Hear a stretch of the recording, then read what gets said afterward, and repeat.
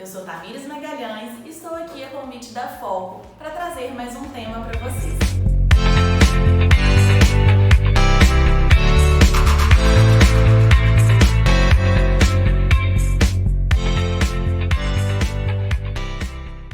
É muito comum no setor do móvel planejado terem novos lojistas que vieram de outras áreas, pessoas que estão em transição de carreira, mudança de profissão.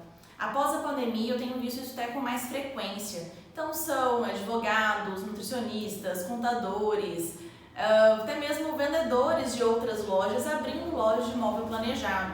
É um cenário comum também em outras áreas, essa mudança de carreira pós-pandemia. Quando a pessoa vem para uma abertura de loja, principalmente quando vem para uma franquia, para alguma marca, vem com essa esperança de trabalhar com sonho, de trabalhar a vida das pessoas, levando decoração, beleza, funcionalidade ali para dentro. Mas o que talvez alguns franqueados não ficam sabendo é justamente de quão complexo é lidar com uma loja de móvel planejado, quão complexo é lidar com uma equipe que não é tão enxuta. Existe todo o processo de captação, negociação, projeto, pedido, transporte, fornecedor, a medição que sempre é tão complexa, a montagem, Então lidar com a equipe de montagem, lidar com todo esse cenário que não é tão simples, que não é simplesmente abrir uma loja, começar a faturar muito, realizar o sonho das pessoas e que tudo vai dar certo. Então, o que eu sugiro sempre, que eu aplico nas lojas, são justamente processos que vão facilitar esse dia a dia. Principalmente quando vem de um lojista que não tem experiência anterior com móvel planejado, ou às vezes tinha marcenaria, que é um pouco diferente a forma de lidar ali, ou eram projetistas, vendedores de outras lojas. O que acontece é que ele fica refém de cada equipe que está ali no momento, que existe uma rotatividade. Então entra um vendedor e fala, olha, eu trabalhava assim em outra loja e lá eles vendiam muito, então vamos fazer aqui assim, vamos fazer uma venda mais agressiva, vamos captar através de panfletagem, entre várias ideias, várias formas de trabalho que são diferentes. Mas aí esse vendedor fica ali um tempo, às vezes não fideliza o cliente, às vezes não faz um trabalho tão bacana, sai, vai para outra loja, recebe uma nova proposta e aí vem um novo vendedor, vem um novo gerente e aplica um outro método e outro método e outro método, tá? Então, o que eu sugiro, a forma que eu sugiro de trabalho é primeiramente o treinamento com o gestor, o treinamento de quem vai tocar aquele negócio, seja o dono ou seja um gerente de realmente confiança, que não vai deixar o processo se perder. A loja precisa ter processos próprios, precisa ter suas próprias regras, a forma de tudo acontecer.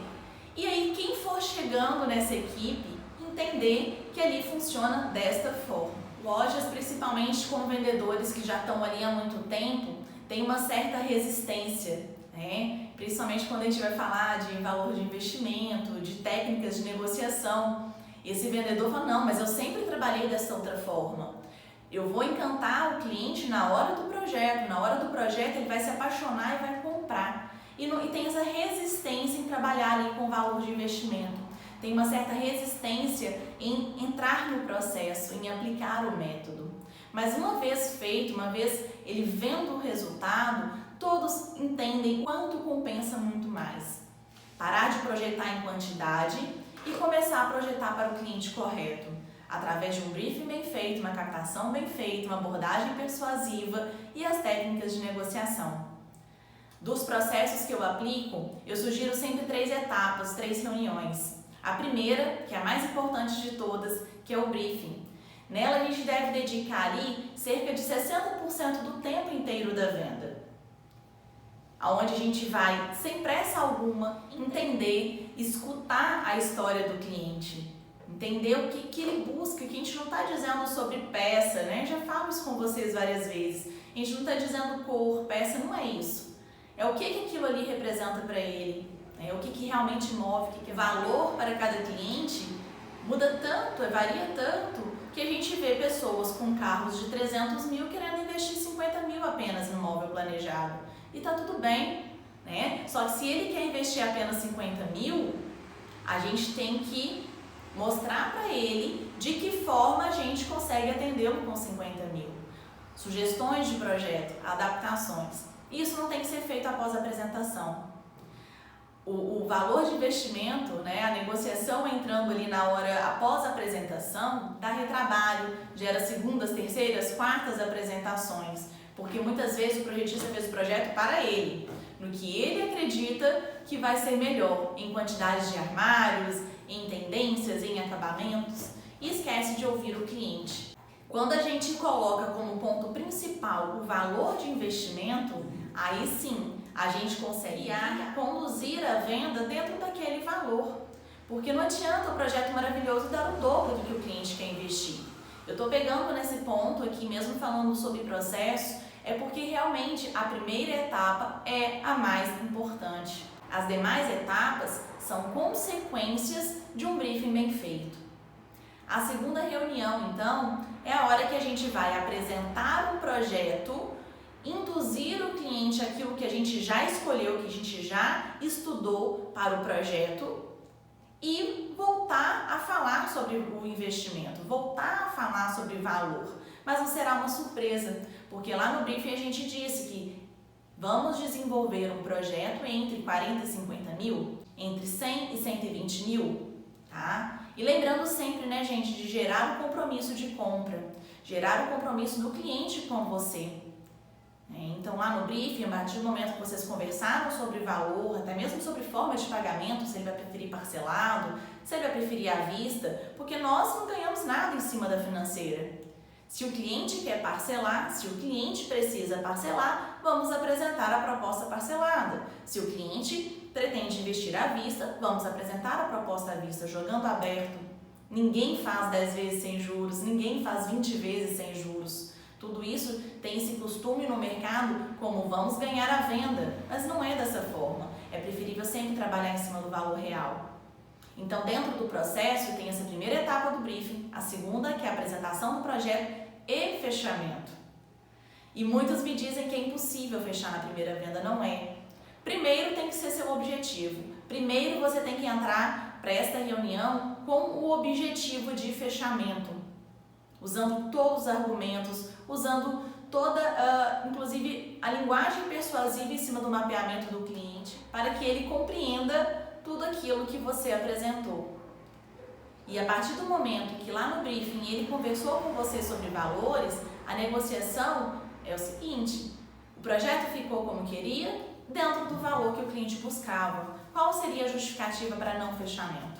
Então, sim, é muito possível fechar na primeira apresentação, desde que tudo tenha sido iniciada essa negociação lá no briefing. E a terceira e última etapa, né, desse primeiro processo, do processo antes do pedido fábrica, mas a terceira etapa, que eu também considero ela como venda, é a apresentação do caderno executivo. Quantas vezes vocês devem ter escutado aí: ah, não era bem assim que eu queria, achei claro, achei escuro, nossa, faltou espaço, porque justamente a parte técnica, ela tem que vir nesta etapa, antes do pedido fábrica. Então, já tem alguns anos que eu desenvolvi um caderno executivo, tá? Eu desenvolvi esse método de, após o fechamento, vamos tratar sobre assuntos técnicos. Porque senão, antes do cliente fechar, a gente dá informação, dá aula, ensina sobre ferragem, ensina sobre um monte de coisas e esquece o fator principal, a estética e o investimento. Tendo essa terceira etapa aplicada na empresa também, ela facilita tanto que certos detalhezinhos como dúvidas, eu não sei ainda se eu vou querer preto ou branco, eu não sei se vou querer esse amadeirado claro ou escuro. A gente dá esse tempo para o cliente pensar até a assinatura do executivo. E é claro, né, gente, dependendo do acabamento, mudou para laca, acrescentou amortecedor, a gente gera um contrato de complemento. E aí tem até a possibilidade de uma nova venda através disso. Talvez nesse momento oferecer mais acessórios, oferecer mais ferragens que não estavam ali num primeiro momento. Pois é sempre mais fácil a pessoa investir 50 mais 10 do que 60. É claro, não estou falando de enganar, de deixar a coisa no projeto de forma alguma. Pelo contrário, junto com esse método, eu reforço muito o preenchimento do contrato. O quanto ele tem que ser perfeito, completo, através de textos, todas as informações que compõem o projeto, pois ali é um documento. E essas mesmas informações do contrato, elas virem junto no caderno executivo. Então a gente copia a descrição da cozinha, coloca o detalhamento do projeto com o mesmo texto do contrato. Caso o cliente queira alterar algo que fique mais em conta, ele cria um crédito e ganha em acessório, escolhe algo ali para complementar. Caso que ele escolha acrescente, jogue claro com ele, olha, para colocar agora a porta em espelho, teremos um acréscimo de tanto. E aí deixa um contratozinho, um anexo de contrato, um contrato de complemento. Então, desta forma sim, é muito possível fechar na primeira apresentação, pois aquele cliente que levanta da sua cadeira e diz que vai pensar, a chance dele retornar é mínima, pois ele esfria, ele conversa, ele começa a comparar preço com preço, tá? Junto com o método também eu falo sobre o não entregar orçamento, a gente não entrega orçamento. É uma forma diferente de trabalhar, que várias lojas que já aplicaram, que têm usado o método, estão extremamente felizes. Já tem 8 anos que eu trabalho dessa forma e durante esses anos eu vim desenvolvendo, aprimorando cada vez mais, permaneço aprimorando, para justamente a gente facilitar o dia a dia do móvel planejado, que não é fácil.